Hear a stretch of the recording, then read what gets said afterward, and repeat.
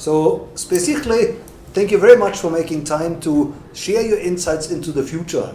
No, thank you. Thank you for having me, Dr. Nick. It's an absolute honor and privilege to be here. Well, Sphesihle, you are at your young age of 24. You are already an accomplished leader. I mean, you've been chosen one of the top 100 young Mandela leaders. Yes. You're an attorney. You're going to tell us a little bit more about your background. And I think you've just been invited to speak at the Young African Leaders. Yes. In Rwanda. Yeah. Correct. Yes, Dr. Nick. So you're correct. I'm 24 years old, and I'm an associate attorney at ENSafrica, Africa's largest and top tier law firm. Yes, you are right. I don't consider myself, as some leaders would, but I think that I've been quite involved in a number of things, and just this coming Friday, I'll be speaking at an event at Emperor's Palace at the PMO and CSI Awards at Emperor's Palace. So these are some of the things that get me going, that I'm part of. So Sphesihle, let's start at the beginning. Yes. Where did you grow up? So I grew up in Mpumalanga, in a town called Piet Retief. Okay. We all know who Piet Retief was, I would hope.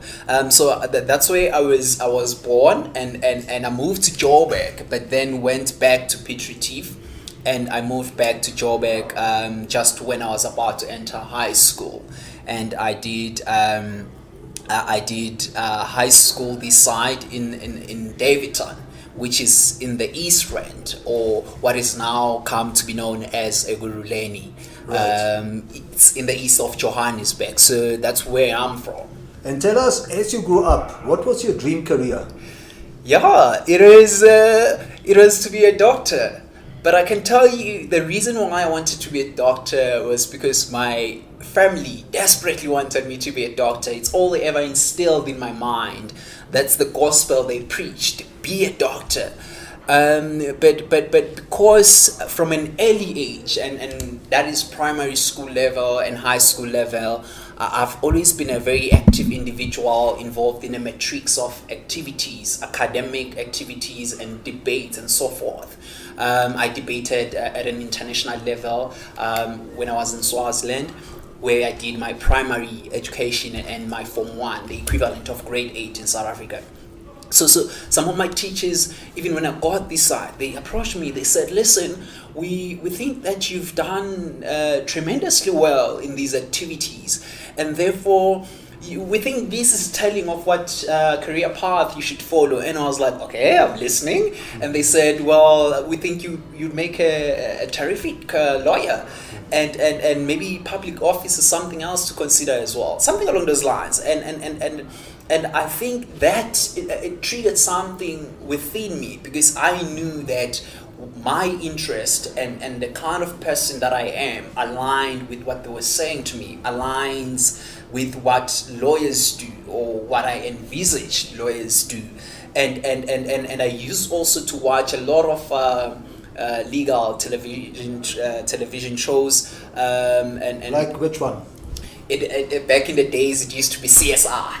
All right. So for me, the solving matters and all of that, I always actually envisage myself or consider myself to be, I thought I would grow up to be a criminal lawyer, a criminal expert, a criminal law expert, but that's not the case, of course. So they were very theatrical legal television shows. So you've become a constitutional lawyer, is that correct? So no, I'm a corporate lawyer. Okay. With a very keen interest in constitutional law. I know sometimes people get confused. They're like, Sphesihle, you are a corporate lawyer. All you do is corporate.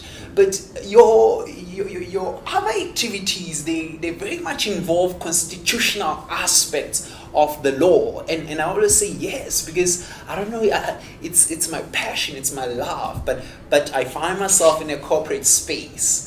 But most of the literary work I've done, and most of the discourses I've engaged in with justices of the Constitutional Court, also in parliament ministers, has been work around constitutional law and political activities. And tell us who inspired you in your early days.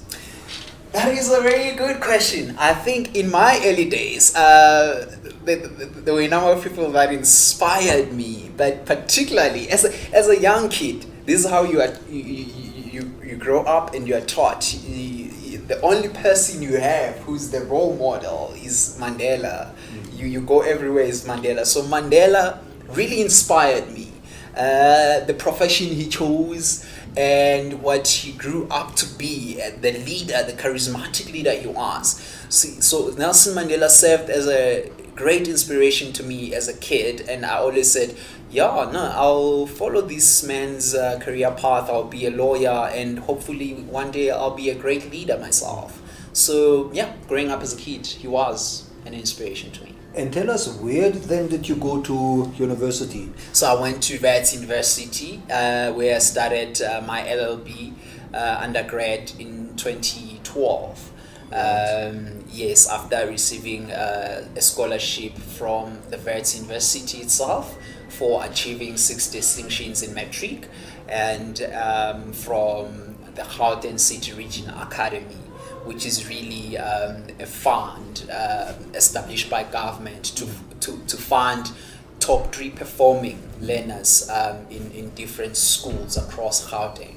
And I was amongst one of the top performing learners in the Gauteng East District. So tell us, Sphesihle, what would you consider your main accomplishments in your young career? And I know there are many, but give us a top 3. Top 3 top accomplishments. It's being accepted to do my articles at ENSafrica, and subsequent to that, being signed as an associate. For me, it's a great achievement, and I look at particularly the high graduate rate of students and the small rate that makes it into the law firms, especially the big 5 law firms. So that to me, it's sort of like really inspired me a great deal, and it has to be one of my top achievements. The second one, we're just speaking of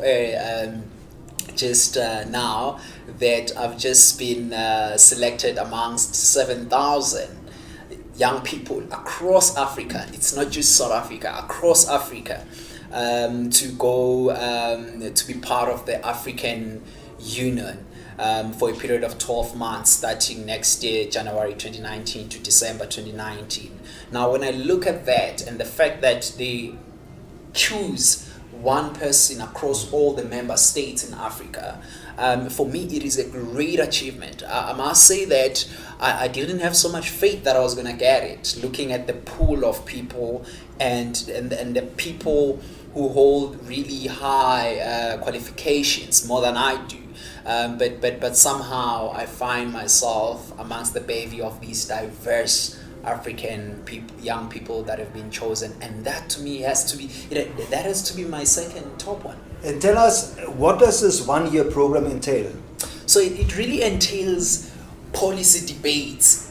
It's policy design. So it's 3 things: policy discourse, policy design, policy implementation.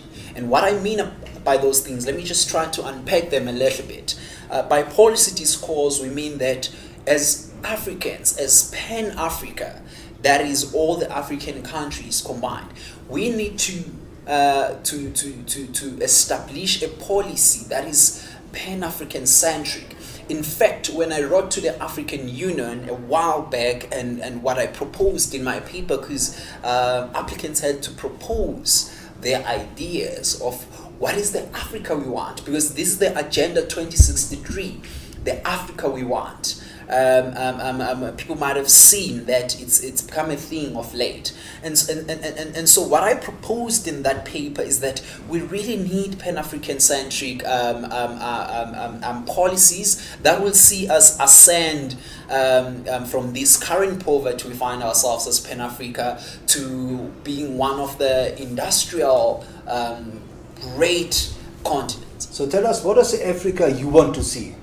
The Africa that I want to see is an Africa that is interconnected, an Africa that has a central policy, an Africa that has no limits to the to the trades out there, and the relations insofar as trades and professions are concerned. It really is an Africa where taxes are low, and because currently the problem with Africa is that we are so heavily reliant on Western funding and so forth, and we find ourselves in debts and so forth, debts that accumulate interest. We find ourselves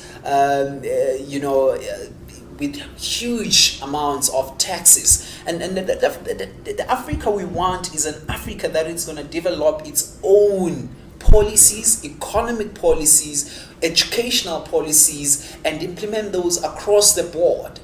So in a way, it's almost a free Africa. It is a free Africa. Future freedom. Exactly. Now, Sphesihle, tell us what is driving you today.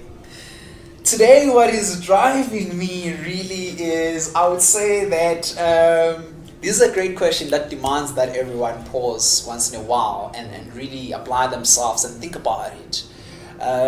One evening after knocking off from work, I was walking in the parking at work, and I found myself asking myself, is this it? And I know how this may sound, and I wish not to be misconstrued. I love what I do. I have mad love for it. But there is something more than my job, my career that drives me. It has to be being a cog in this giant wheel of society. It has to be a part of a bigger picture, something that revolves not around me but around other people, something beyond and above me. That's what drives me.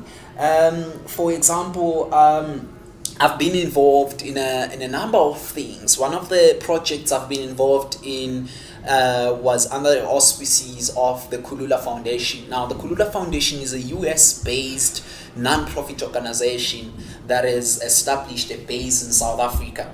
So, as part of a member of the Hulahula, tasked with conducting surveys in the Alexandra community, and the purpose behind that was to establish whether it would be viable to establish a world-class school in Alexandra. Today it's up and running, and it's called Hulahula Academy. I'm so proud of that. It's one of the things that drive me. Tell us a little bit more about the Hulahula Academy. What is it that you're teaching? So I'm not necessarily involved with the teaching. I was just involved with the process leading up to the building of the school. And so what they do really, they offer education to students from grade R level to, so they are just growing it year by year, and it's a phase really. Currently it's grade 1, it's grade R and 1.